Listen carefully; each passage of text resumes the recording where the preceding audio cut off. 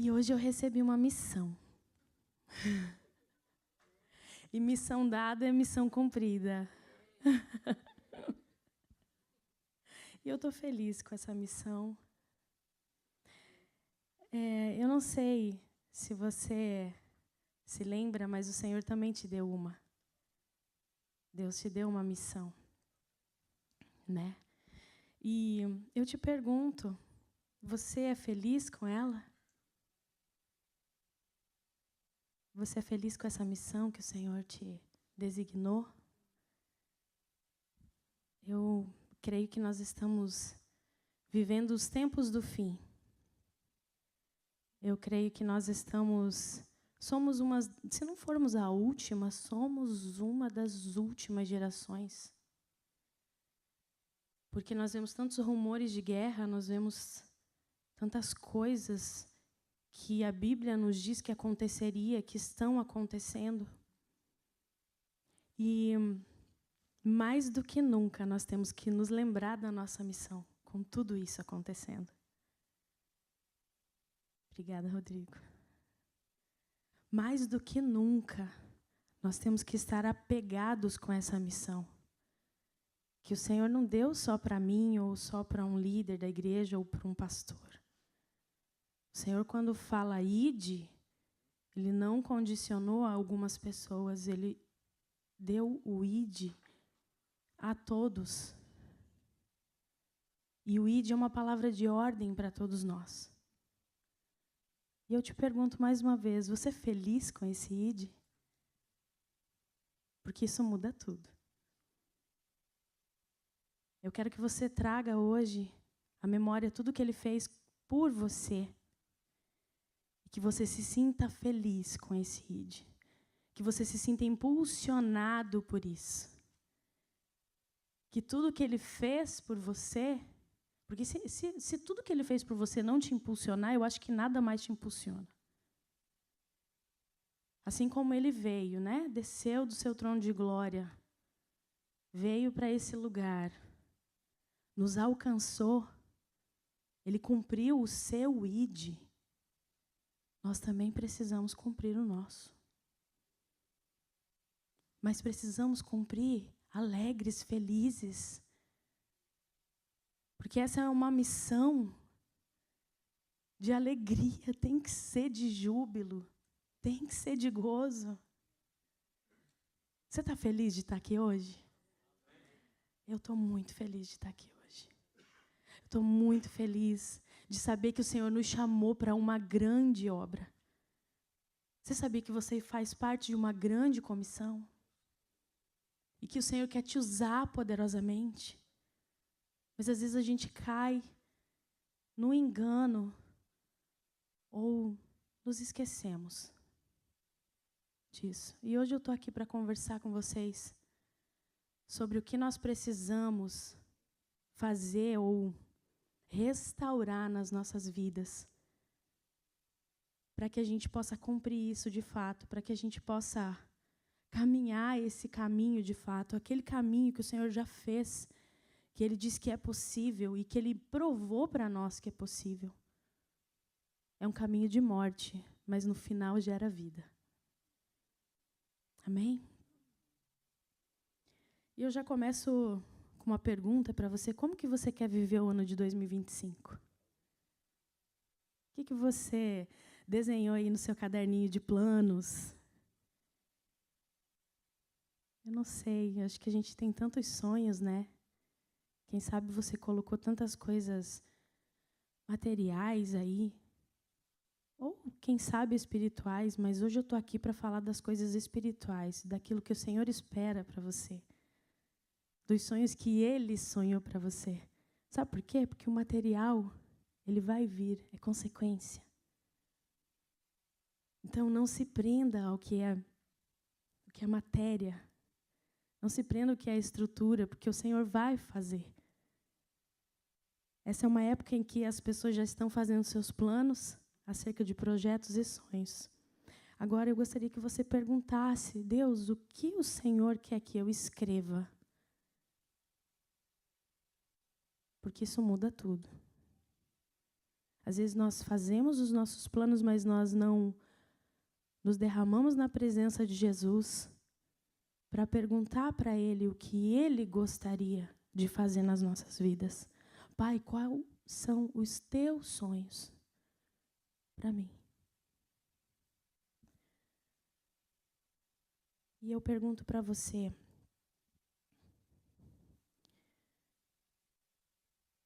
você tem feito dos seus sonhos um altar para adorar? Porque nós podemos cair nesse erro de colocar sonhos num pedestal tão alto que a gente começa a adorar aquilo. A gente começa a colocar aquilo como uma meta tão grandiosa, num lugar a se alcançar, que a gente coloca aquilo como um altar de adoração. E é como eu disse, o Senhor quer que você o adore, porque dos teus sonhos Ele cuida, das coisas que você necessita Ele cuida. Ele sabe o que você precisa. O que é altar para você? Eu vou te falar o que significa no dicionário. Além de ser um local de sacrifício, o altar também podia ter o sentido de monumento, recordando uma teofania. E teofania é um termo religioso que significa manifestação ou revelação de Deus, que é tangível aos sentidos humanos. A palavra vem do grego theos, que significa Deus, e painen, que significa mostrar ou manifestar. Na Bíblia há vários exemplos de teofania, mas eu acho que uma das mais evidentes para a gente é quando Moisés estava lá na sarça. Esse é um exemplo bem claro de teofania. Né? Aquilo era tangível, aquilo era palpável. E para quem entende que altar é sacrifício, nós podemos lembrar das coisas que são difíceis de vencer. Porque sacrifício geralmente não é uma coisa fácil de você fazer. Sacrifício é um lugar, de fato, de morte do nosso ego, do nosso eu e por aí vai. Na Bíblia, os altares eram locais de sacrifício, mas também tinham outras funções, como queimar incensos e oferecer a Deus vinho, óleo, cereais. A palavra hebraica para altar, misbah, significa lugar onde se sacrifica. E vamos ler Gênesis 8, verso 20?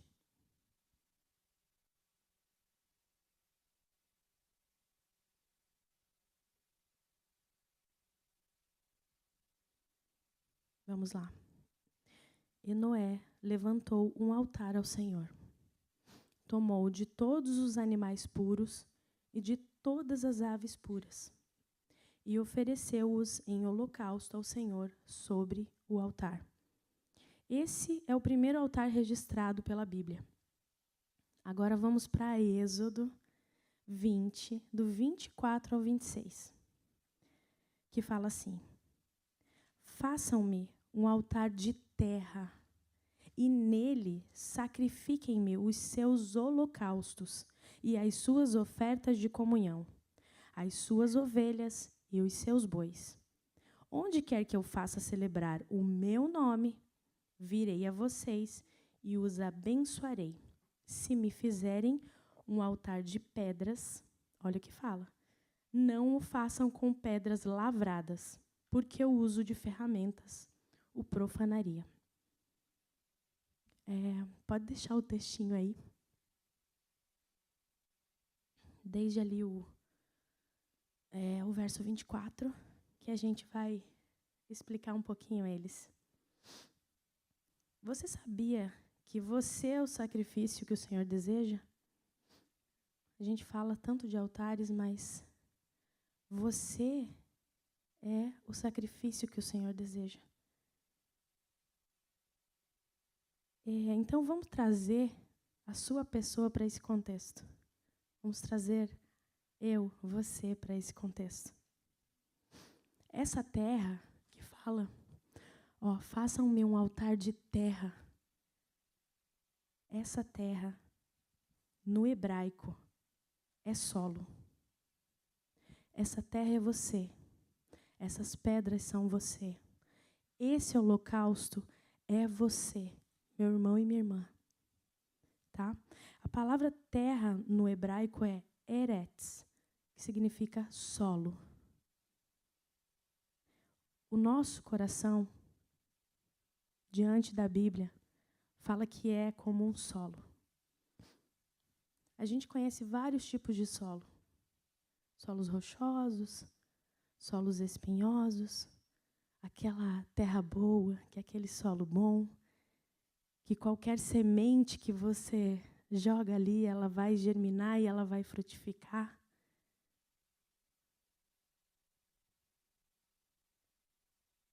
Mas eu gostaria de saber qual tem sido o seu tipo de solo. Eu não sei se você, às vezes, chega na igreja e diz: Senhor, eu não estou entendendo nada. Senhor, eu não estou conseguindo compreender o que a Tua palavra está querendo dizer para mim.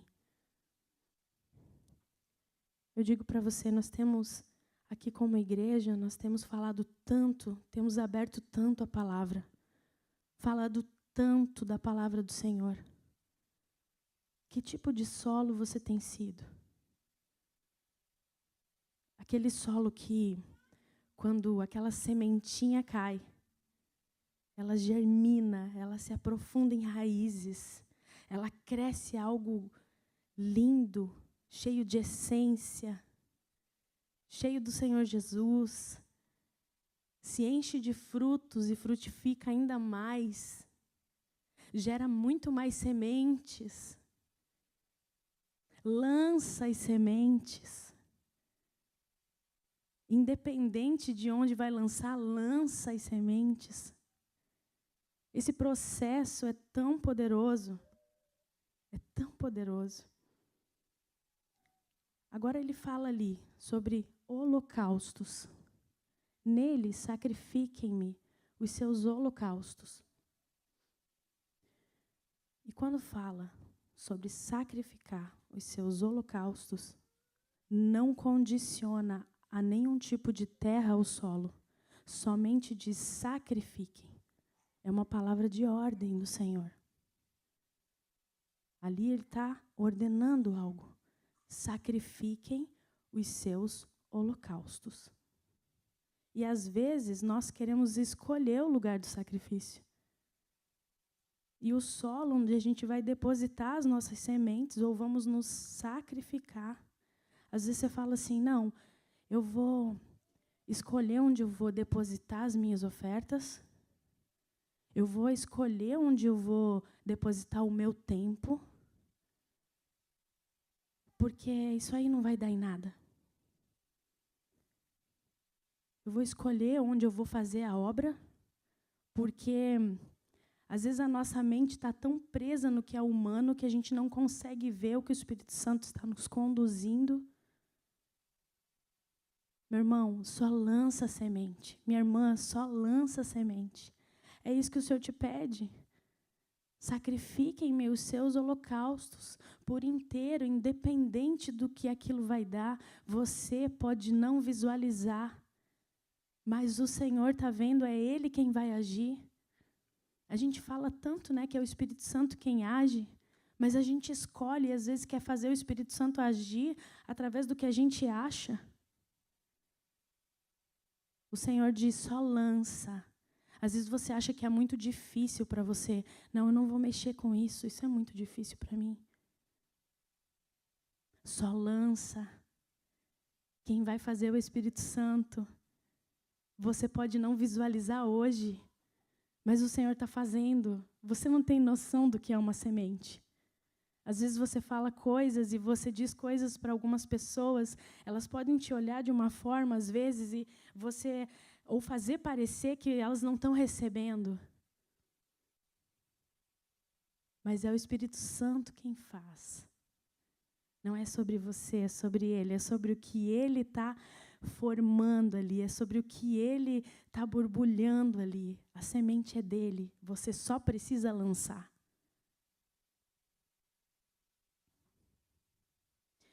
Que a gente possa hoje se arrepender, às vezes, de pensamentos assim, de querer escolher onde a gente lança a nossa semente.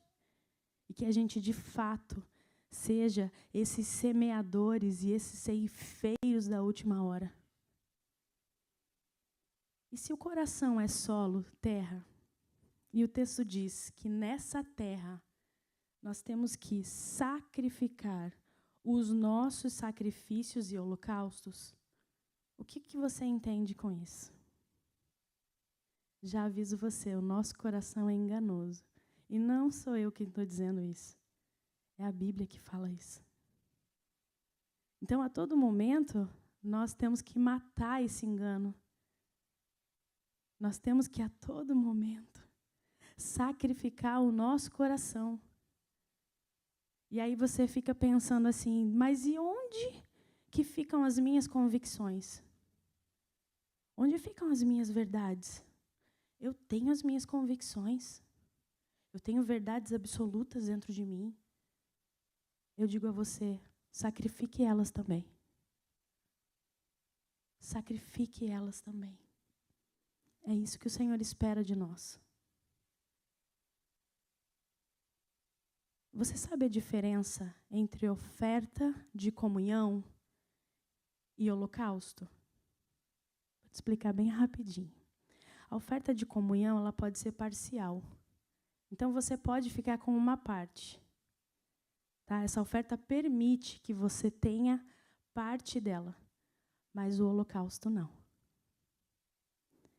O animal, no holocausto, era queimado inteiro. Ou seja, tudo ou nada.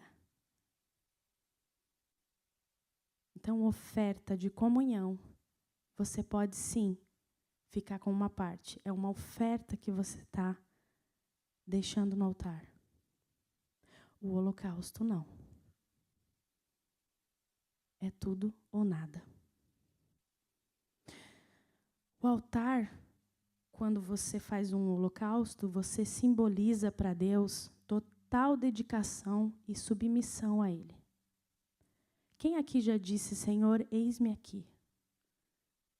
Eu acho que a maioria de nós já disse, né? Em algum momento, em alguma oração, disse, Senhor, eis-me aqui. E digo mais, muitos já disseram, envia-me a mim. Vocês estão lembrados dessa oração? Eu estou vendo algumas pessoas rindo. Gente, essa oração é muito séria. Quando você está dizendo, Senhor, eis-me aqui, envia-me a mim, você está se colocando como um sacrifício vivo, como se fosse um holocausto. É tudo ou nada, não tem meio termo, não tem, Senhor, me envia metadinha. Me envia só um pouquinho. Senhor, eu vou só até ali, ou melhor, eu vou ficar só aqui em Jerusalém. Né? Judeia não, tá? Vou ficar só aqui em Jerusalém, que aqui eu estou confortável. Me envia só para os meus. Tá bom, tá ótimo aqui. Só que quando você faz essa oração, eu acho que eu já disse isso para muitos aqui. O dia que eu fiz essa oração, a minha vida fez isso aqui, ó. Simplesmente não virou de cabeça para baixo, eu digo que virou de cabeça para cima. Aí eu acertei.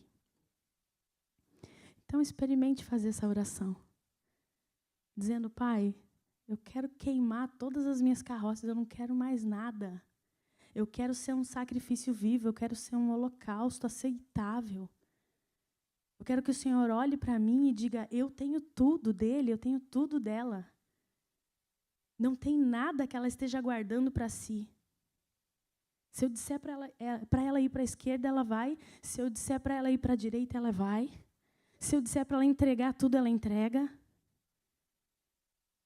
Seja um holocausto nas mãos do Senhor. Ele quer restaurar isso na sua vida hoje. Amém? Nesse lugar de sacrifício, o nome do Senhor é celebrado da maneira correta. O que diz ali? Diz que Ele vem e abençoa. Olha ali, ó. E os abençoarei. Eu acho que a bênção dele nos basta. Ter a bênção do Senhor nos basta. A gente não precisa querer mais nada. O que são sonhos se nós temos bênçãos de Deus? O que são projetos? O que são aqueles rabiscos que a gente faz por início do ano? E tá tudo bem, tá, meu irmão? Eu digo, faça essas coisas. O Senhor tem mimos para nós. O Senhor é um bom pai. Não estou dizendo para você não fazer. Eu estou colocando no âmbito espiritual e fazendo você pensar que o que Ele deseja primeiramente de você é o sacrifício e um holocausto. Ele quer que você seja um sacrifício vivo, a quem Ele olhe e tenha prazer. Você já pensou o Senhor olhando lá do céu e olhando você caminhando nessa terra, cumprindo o propósito, fazendo aquilo que Ele desenhou para a sua vida? Oh, meu filho, tenho tanto prazer em você. Como um bom pai, eu sempre falo, Ele quer mimar você. A gente não sabe dar boas coisas? A gente que é mal, né? Como a Bíblia fala, a gente que é mal não sabe dar boas coisas aos nossos filhos? Imagina o Senhor. Porém, essa não tem que ser a sua motivação. Tem a motivação correta, a motivação de servir e de se entregar. Só se entregue. O resto, Ele vai fazer. Amém? E as pedras? O que são as pedras? Vamos ler uma passagem da Bíblia para a gente se embasar mais a respeito das pedras? Ó, em Mateus 16, do verso 13 até o 23.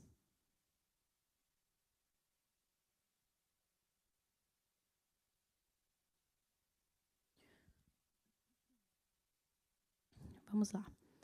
Quando Jesus chegou à região de Cesareia de Filipe, perguntou aos seus discípulos: quem o povo diz que é o Filho do Homem? Eles responderam: alguns dizem que és João Batista, outros Elias, ainda outros Jeremias, ou um dos profetas. E vocês? Quem dizem que eu sou? Perguntou. Simão Pedro respondeu: tu és o Cristo, o Filho do Deus vivo. Jesus respondeu: bem-aventurado é você, Simão, filho de Jonas, porque isso não foi revelado a você por carne ou sangue, mas por meu Pai, que está nos céus. E eu digo que você é Pedro, e sobre esta pedra edificarei a minha igreja, e as portas do Hades não poderão vencê-la.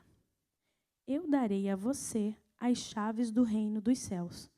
Tudo que você ligar na terra terá sido ligado nos céus. E o que você desligar na terra terá sido desligado nos céus. Então advertiu os seus discípulos de que não contassem a ninguém que ele era o Cristo. A partir daquele momento, Jesus começou a explicar aos seus discípulos que ele tinha que ir para Jerusalém e sofrer muitas coisas nas mãos dos anciãos, dos chefes dos sacerdotes e dos mestres da lei, bem como ser morto e ressuscitar no terceiro dia. Então Pedro, chamando-o à parte, começou a repreendê-lo, dizendo: nunca, Senhor, isso nunca acontecerá contigo. Jesus virou-se e disse a Pedro: para trás de mim, Satanás, você é uma pedra de tropeço para mim, pois não pensa nas coisas de Deus, mas nas dos homens. O que são as pedras? De acordo com o texto aqui, as pedras somos eu e você.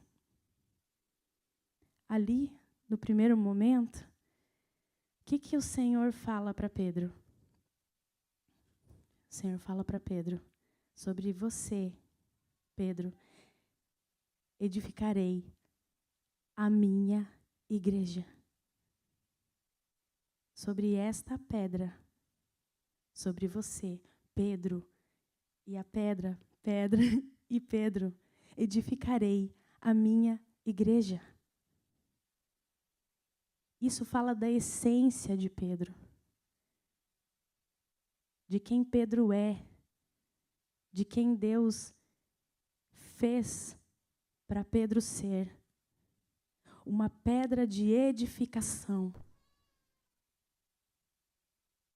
No segundo momento, a gente vê Pedro, que foi, vamos dizer assim, o mundo, quando ele vem muito forte. Pedro, às vezes, com o pensamento já um pouco alterado, sofrendo a deformação do mundo, em outro momento, um pouco mais perturbado da vida. Quem aqui não sofre com momentos da vida? Quem não sofre tribulações? Pedro, naquele momento, o que Jesus fala para ele? Que ele estava servindo de pedra de tropeço. Mas isso é por causa da deformação do mundo, das tribulações, em um momento que Pedro provavelmente estava sofrendo com coisas na sua mente.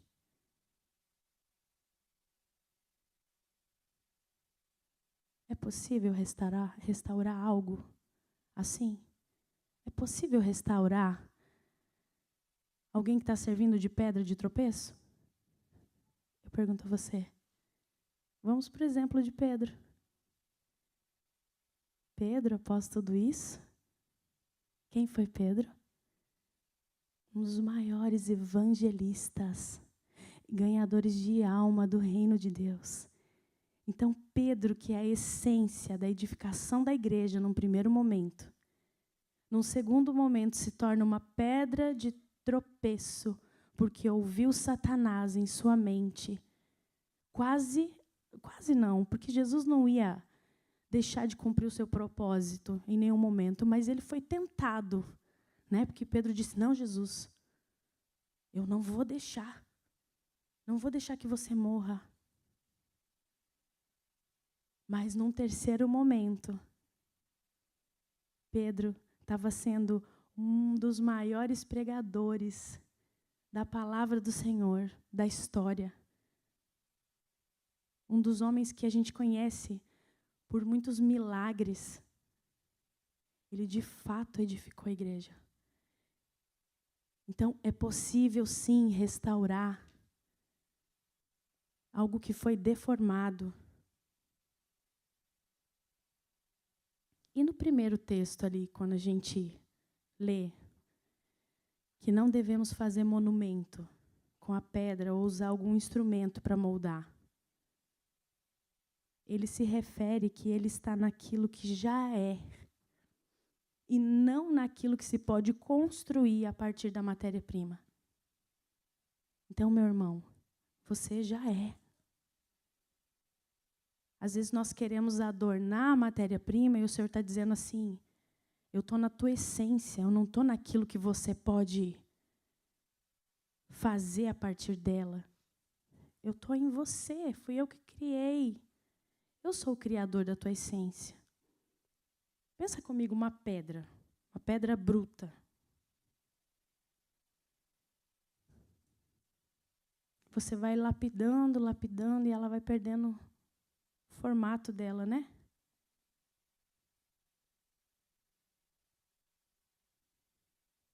O Senhor quer manter a tua essência. O Senhor te ama da forma que você é. O mundo às vezes vem naquela pedra que o Senhor criou, naquela essência, e ele tenta moldar você da forma dele. E ele tenta te lapidar da forma que ele acha que é atraente aos olhos humanos. Mas o Senhor diz: é tempo de restaurar a obra-prima que eu fiz. Eu não sei até que ponto o mundo veio e deformou a obra-prima que o Pai criou. Eu não sei. Porque nós caímos nos enganos do mundo. Eu não sei até que ponto você caiu nos enganos que o mundo trouxe.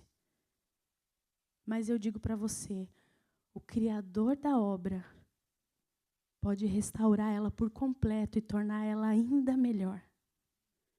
Amém? Em outras palavras, se a gente for usar um termo mais engraçado, a gente não precisa ficar enfeitando o pavão. Não é verdade? Né? Pensa num... Vamos usar o termo do Natal agora. Né? Todo mundo tem uma árvore de Natal na sua casa. Não é verdade? E a gente enche ela tanto de bolinha que às vezes... Cadê a árvore? A árvore já era. Ela é um amontoado de bolinha de Natal. Não é verdade? Um amontoado de fitinha, de lacinho, de enfeitinho, dos mais diversos. Né? Eu não sei o que o mundo foi trazendo para você.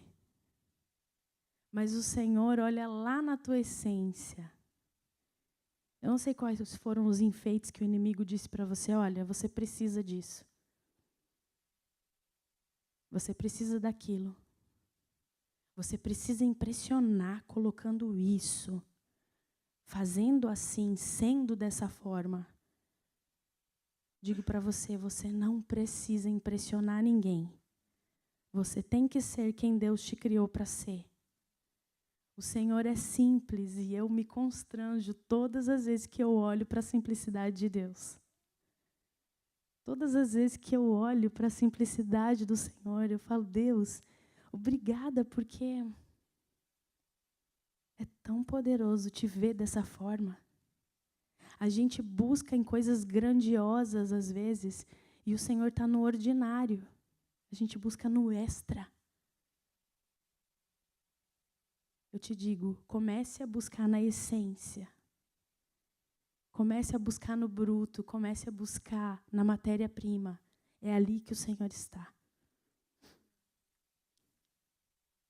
E se você for olhar uma pedra bruta, tem alguma coisa de atraente nela? Não. Pelo contrário, não tem nada de atraente nela. Agora, uma pedra toda esculpida, aos olhos humanos, existe algum atrativo, né? Pode ser que ela esteja brilhando, não é? Pode ser que ela esteja ali cravejada com algumas coisas que você pode esculpir numa pedra. Agora eu te digo, nós somos exatamente essa pedra sem atração. Só quem vê algo em nós é o próprio Deus. E a gente continua buscando no mundo afirmações que só o Senhor tem para nos dar. Porque a essência é só Ele quem conhece. Então, as afirmações da tua essência é só Ele quem tem. As afirmações sobre quem você é só Ele quem tem. Porque o mundo vai olhar para a pedra bruta e vai dizer, não existe nada de bom ali. E, de fato, para o mundo, a gente nunca vai ser bom. Mas a gente carrega uma verdade. E é o Senhor Jesus Cristo. E isso muda tudo. E por que Deus fala que nós profanaríamos se a gente esculpisse essas pedras?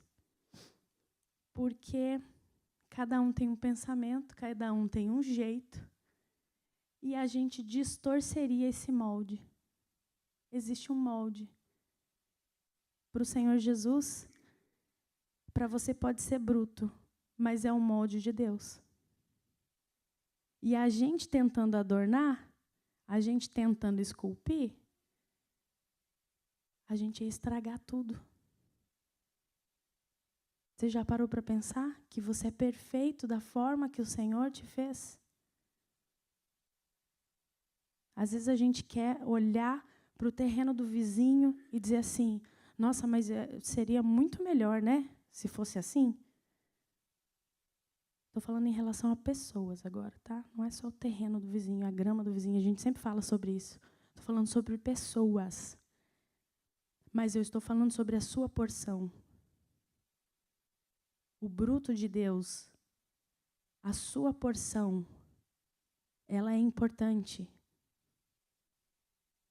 A sua porção vai tocar pessoas que eu não vou tocar. E assim por diante. Porque a tua essência é só tua. Então tem pessoas que eu posso passar tempos e tempos e tempos conversando, falando, apresentando Jesus. E às vezes você vai sentar com ela 5 minutos e a tua porção era exatamente o que ela precisava. A tua porção do Espírito Santo que habita em você era exatamente o que ela precisava. Então, não deixe de lançar a semente.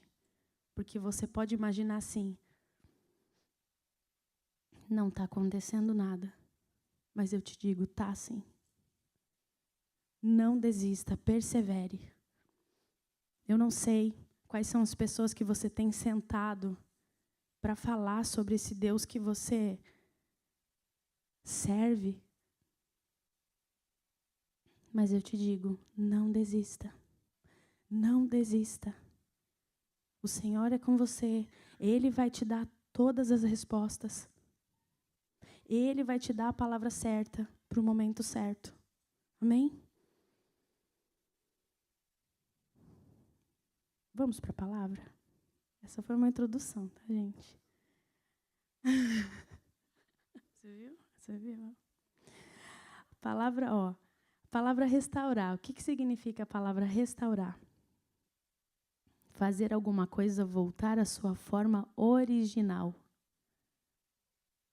Guarda isso com você. Restaurar é fazer com que alguma coisa volte à sua forma original.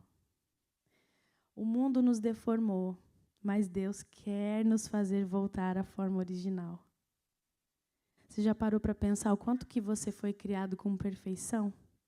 E o quanto você já saiu da sua forma original? Por N coisas, cada um em uma área. Estava conversando com a Milka hoje, ela está até lá nas crianças, e a gente estava falando sobre as guerras, né? Que de cada um é diferente. Como nós temos guerras diferentes. Né? Como o mundo nos envia dardos inflamados de todos os lados. E para cada um, o inimigo sabe o que enviar direitinho. Ele sabe o que fazer para deformar aquilo que o Pai depositou em você. Os nossos altares de adoração, eles dizem muito quem nós somos. Você já parou para pensar? Qual tem sido o teu altar de adoração? Qual tem sido o lugar que você tem colocado esse altar? Deus quer que você adore a Ele através desses altares. Não o altar. Ele não quer que você restaure ou levante altares para adorar. Mas a partir deles você adore a Deus. Você já vai entender do que eu estou falando. Todas as vezes que eu me referi a altar, a partir de agora na mensagem, eu estou falando de um lugar de sacrifício e de holocausto. Eu estou me referindo à entrega e morte, que acho que é o que vocês têm ouvido muito, né, pastora? E eu estava aqui me perguntando, Deus, mas o que o Senhor quer falar hoje comigo, com a tua igreja? Quais as áreas? Porque se a gente for abrir um leque sobre áreas a se restaurar, nós temos diversas áreas. Temos inúmeras áreas. Aí o Senhor falou comigo sobre 5 áreas. Primeiro, família. Você precisa fazer da sua família um lugar, um altar onde Deus é adorado. Segundo, sacerdócio. Homens. Onde estão os homens da casa?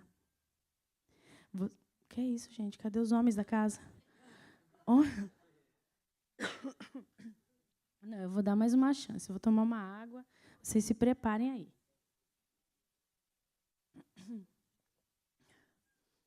Sacerdócio, homens. Que?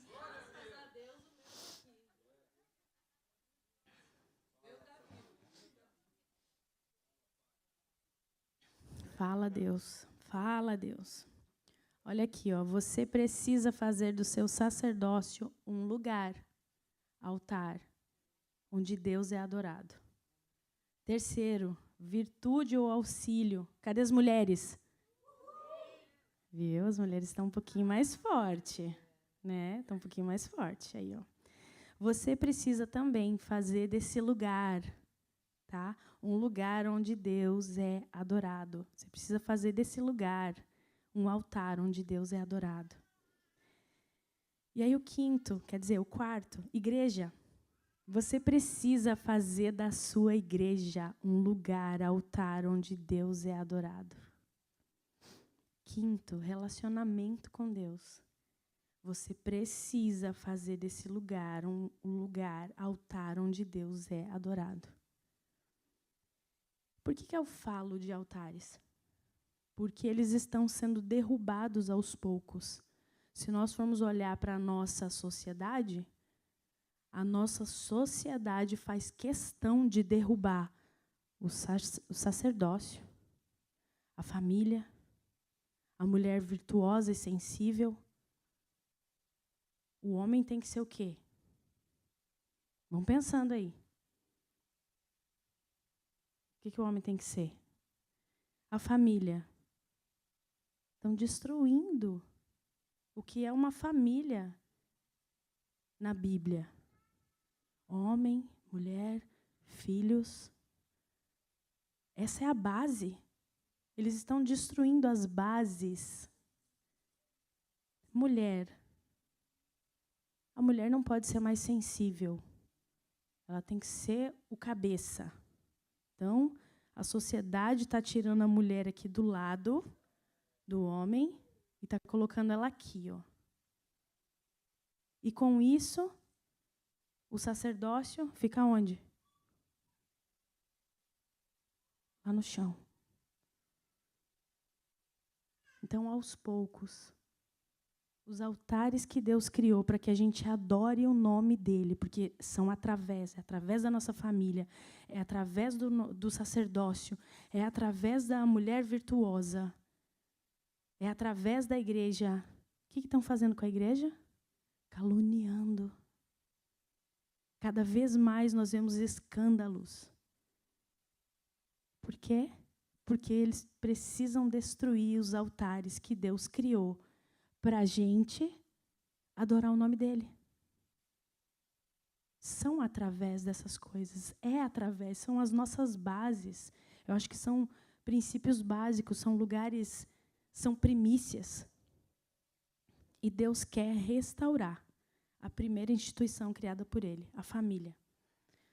E está lá em Malaquias 4, verso 6 diz: Ele fará que o coração dos pais se volte para os seus filhos, e o coração dos filhos para os seus pais. Do contrário, eu virei e castigarei a terra, separando-a para destruição.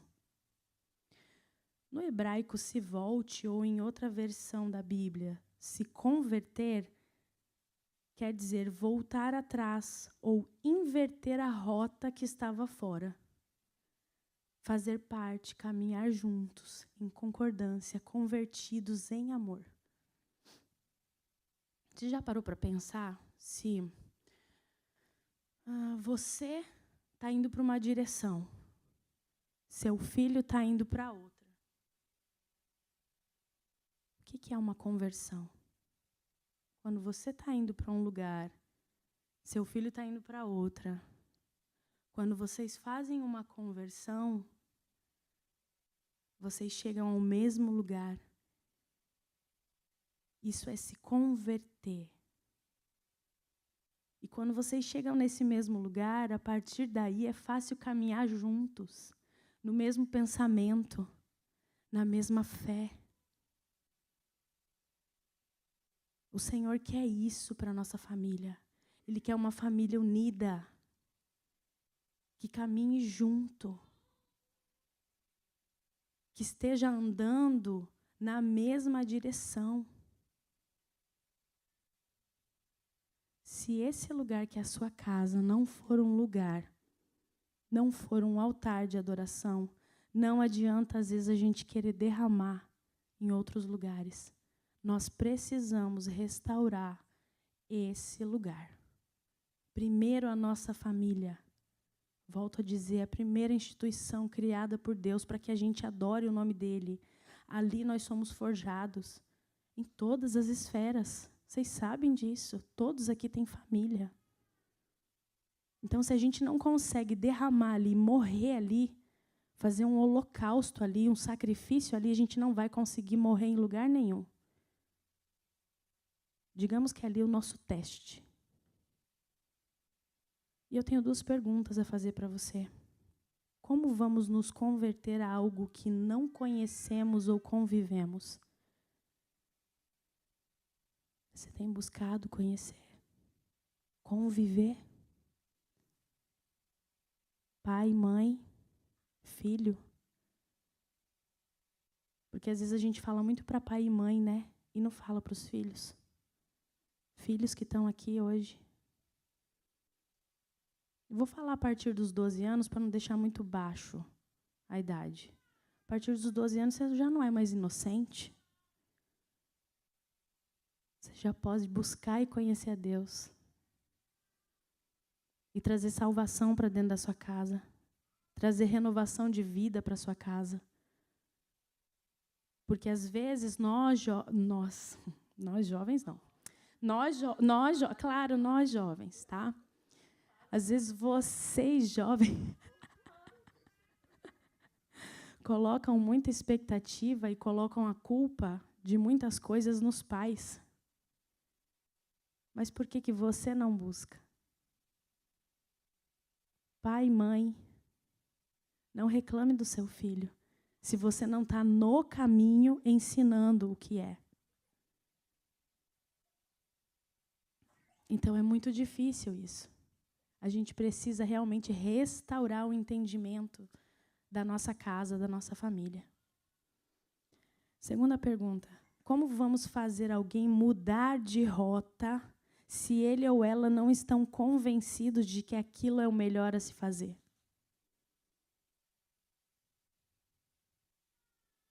Eu sei que só quem convence é o Espírito Santo. Eu sei. Então nós precisamos andar com ele, não precisamos? É só assim que eu vou, cheio do Espírito Santo, uma mulher cheia do Espírito Santo, um homem cheio do Espírito Santo, um filho cheio do Espírito Santo, vai convencer a sua casa a caminhar com Deus. Como tem sido o seu tempo de relacionamento com a sua família? Como que tem sido? Eles têm visto algo a ser seguido em você ou o contrário disso? Eu não sei o que precisa ser restaurado na sua família. Só você e Deus é quem sabe. Quem sabe seja um tempo de mesa, às vezes é algo tão simples, que a gente aqui na América às vezes não consegue. Come um na sala, o outro na cozinha e o outro vai para o quarto. Eu digo que tempo de mesa era o lugar onde Jesus mais amava estar. Então ele nos deixou o ensinamento. Aquela era a família dele. Ele nos deixou um lugar para se relacionar. Que a gente restaure esse altar, essa mesa. Lembre, uma família restaurada restaura milhares de famílias. Vamos para o sacerdócio, homem? 1 Pedro 3, verso 7. Vocês, maridos, devem ser cuidadosos com suas esposas, estando atentos às necessidades delas e respeitando-as como o sexo mais frágil. Lembrem-se que vocês e suas esposas são cordeiros do dom da graça da vida. Hajam assim, para que as suas orações não sejam interrompidas. Homens, não fiquem bravos comigo. Eu vou falar para as mulheres depois.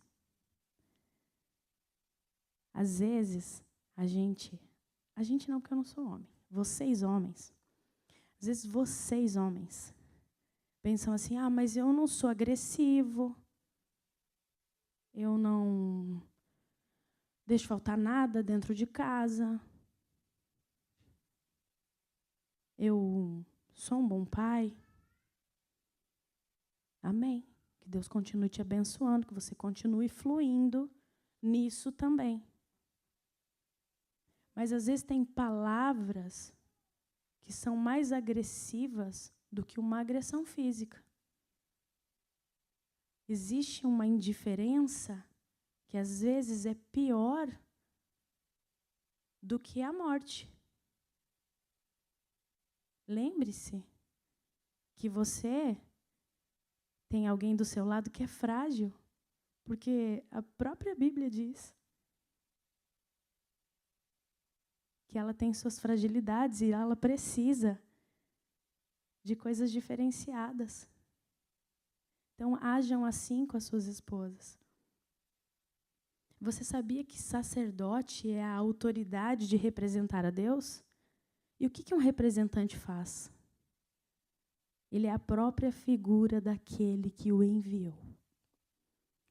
Você é enviado para a sua família para representar a figura de Deus. Homens, mostrem a sua força e a sua autoridade em forma de amor. Hoje nós vemos muitas mulheres, a gente conversa com muitas mulheres e a gente vê muitas mulheres sofrendo porque tem que ser autoridade espiritual em suas casas. É tempo de restaurar o altar do sacerdócio. Esse lugar não é dela. Esse lugar de figura sacerdotal não é dela. Cada vez mais o inimigo tem lutado para enfraquecer a figura do homem bíblico. Você sabia, pai, marido, que o inimigo quer tirar você do lugar que Deus te deu? Ele quer destruir a sua família. E isso parece forte, às vezes de a gente falar, né? Às vezes de a gente dizer. O inimigo quer destruir a sua família. Lembre-se disso todos os dias quando você acordar. O inimigo está ao derredor e ele está tentando destruir a minha família. Mas eu sou figura de Deus aqui dentro dessa casa. Eu sou a representação do próprio Deus aqui dentro dessa casa. E aqui não. Aqui você não tem poder, inimigo. Aqui o território é do Senhor Jesus Cristo. Então aqui há um sacerdote que ama, que trata bem, que cuida, que zela, que tem sensibilidade. Sim, os homens podem ter sensibilidade. Vocês podem sim ser sensíveis. Vocês podem sim fluir dessa forma com suas esposas. O Senhor se agrada disso. Você já parou para pensar ou para se perguntar se a sua esposa admira você nessa figura espiritual? Se você tem esse lugar? Se faça essa pergunta, não precisa responder. Mas vá com essa pergunta para casa. Será que a minha esposa me olha como a figura espiritual da minha casa? Agora, mulheres, restaurar o altar do auxílio e da virtude. Vocês já leram muitos esses versículos, mas a gente vai relembrar bem rapidinho. Provérbios, vamos lá. Uma mulher de valor, feliz quem a encontrar. É muito mais valiosa que os rubis. O seu marido tem plena confiança nela, e nunca lhe falta coisa alguma. Ela só lhe faz bem e não mal, todos os dias da sua vida. Escolhe a lã e o linho e com prazer trabalha com as mãos. Entrega-se com vontade ao seu trabalho. Os seus braços são fortes e vigorosos. Acolhe os necessitados e estende a mão aos pobres. O seu marido é respeitado na porta da cidade, onde toma assento entre as autoridades da terra. Reveste-se de força e dignidade. Sorri diante do futuro. Fala com sabedoria e ensina com amor. Cuida dos negócios da sua casa e não come o pão da preguiça. Os seus filhos se levantam e a elogiam. O seu marido também a elogia, dizendo: muitas mulheres agem valorosamente, mas você supera todas elas. A beleza é enganosa e a formosura é passageira, mas a mulher que teme ao Senhor será elogiada. Que ela receba a recompensa merecida e as suas obras sejam elogiadas à porta da cidade. Resumindo, nós mulheres temos que ser o equilíbrio e a sensibilidade e o amor,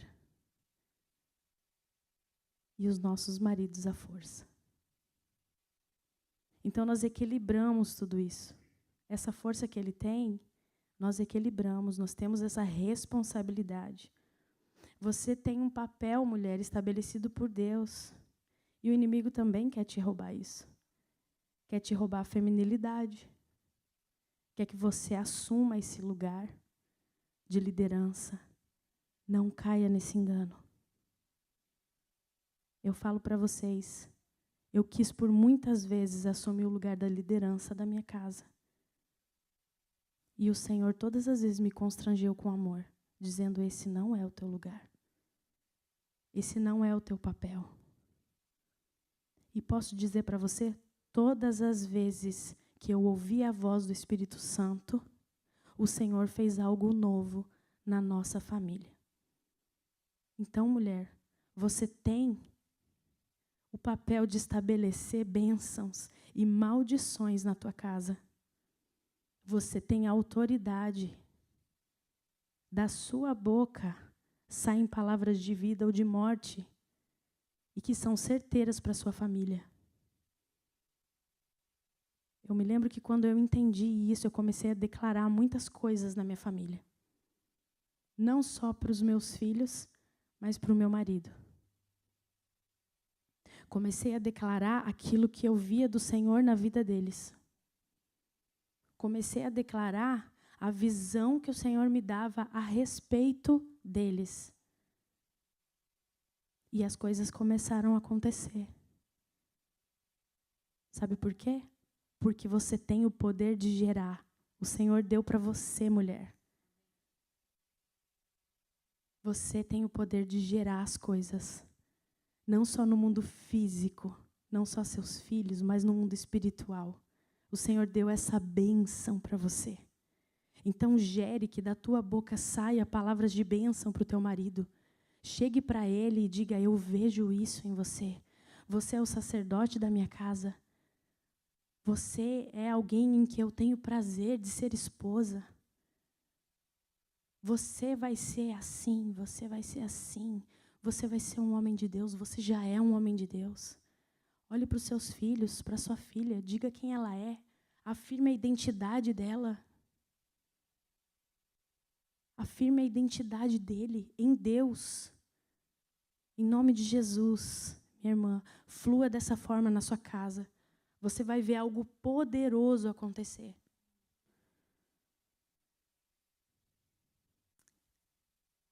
Restaurar o altar da igreja é o quarto.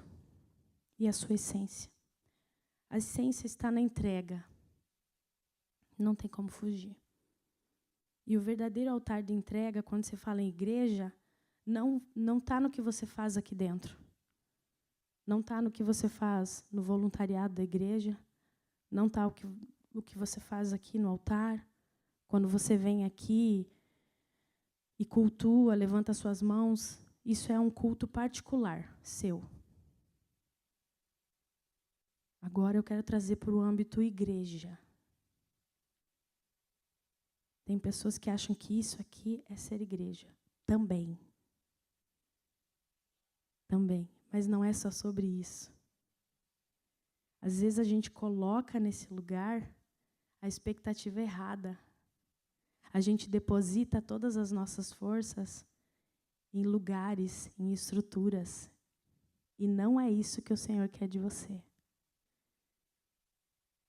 Quando achamos que ser igreja é só aqui, nós adoramos o altar e não o Deus do altar. Isso aqui é só um tablado. Isso aqui. Então, quando a gente acha que isso aqui é um lugar, não, eu vou lá para adorar a Deus. Amém. Venha, irmão, a gente está esperando você todos os domingos com as portas abertas.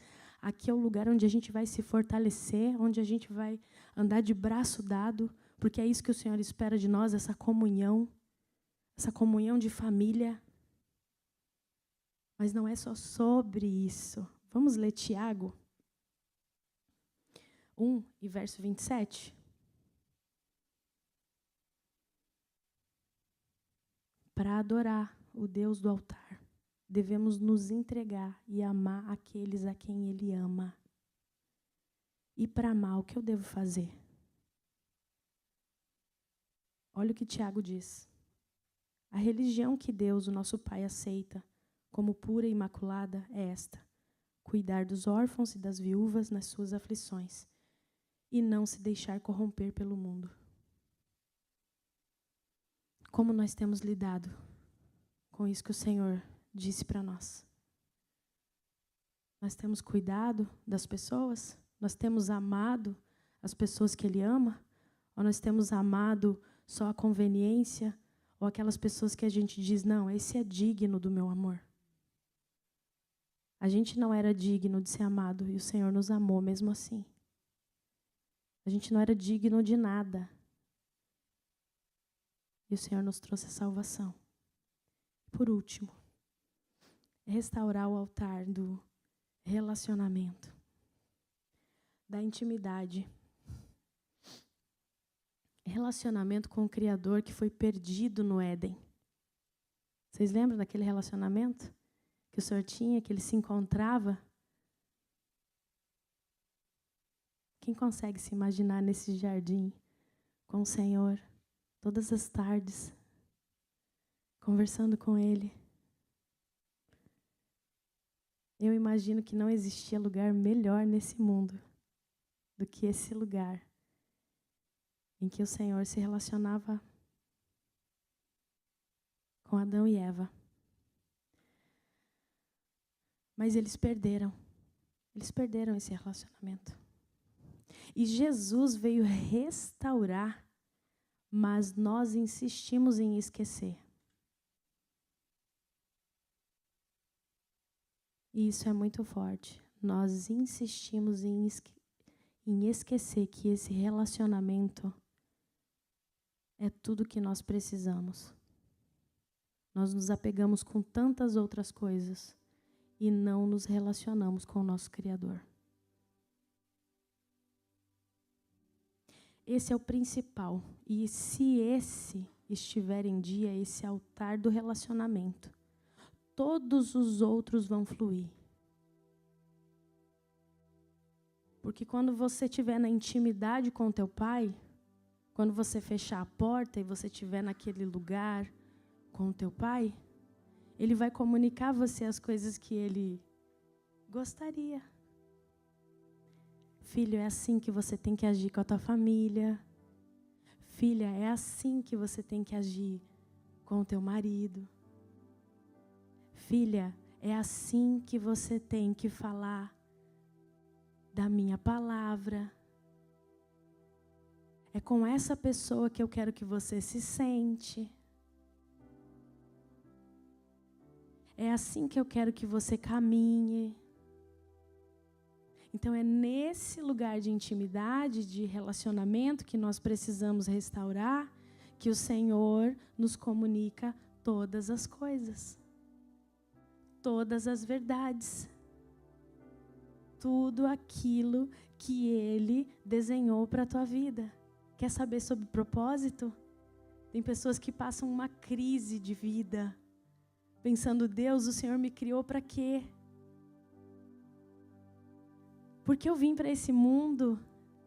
Nesse lugar de relacionamento, o Senhor vai te dizer todas as coisas.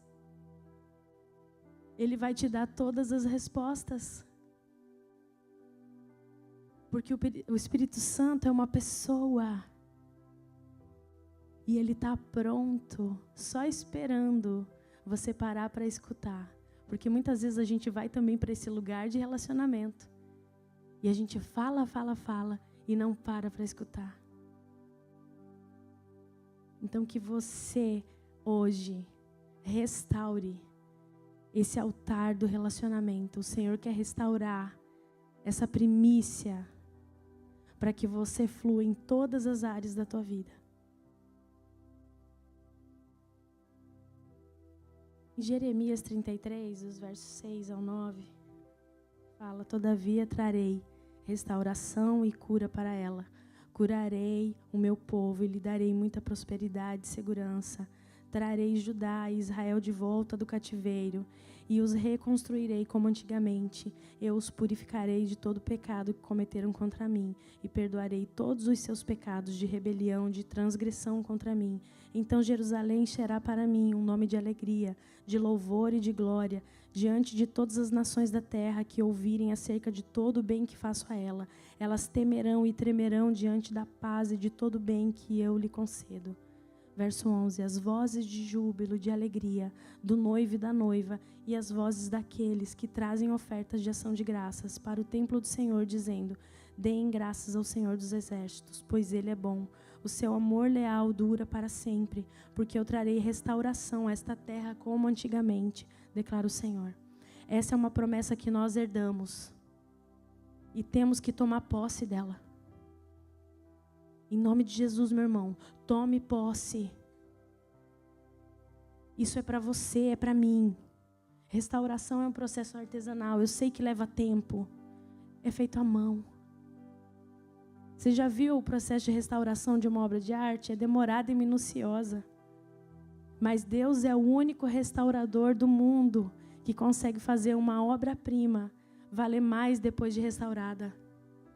Então, se você abrir o seu coração e dizer: Senhor, restaura a minha vida, restaura a minha família, restaura o meu casamento, restaura o meu relacionamento com as pessoas, com os meus filhos, restaura a minha vida sentimental, restaura tudo aquilo que eu acho que foi perdido.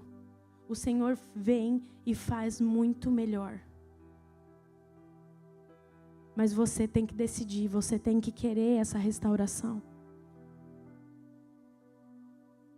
Não sei o que o mundo fez com a sua forma original, com os propósitos e sonhos do seu coração, com a sua mente, mas Deus pode restaurar qualquer coisa. O pecado que te deformou não é nada para Deus. Ele pode restaurar o pior pecado, Ele pode fazer tudo de novo e fazer com que você viva uma vida plena com Ele. É tempo de colocar as suas vidas nas mãos de quem pode restaurar aquilo que foi perdido e viver o ano de 2025, o melhor ano das nossas vidas. Que o Senhor abençoe vocês e que Ele faça brilhar o rosto dEle sobre vocês todos os dias da vida de vocês. Amém?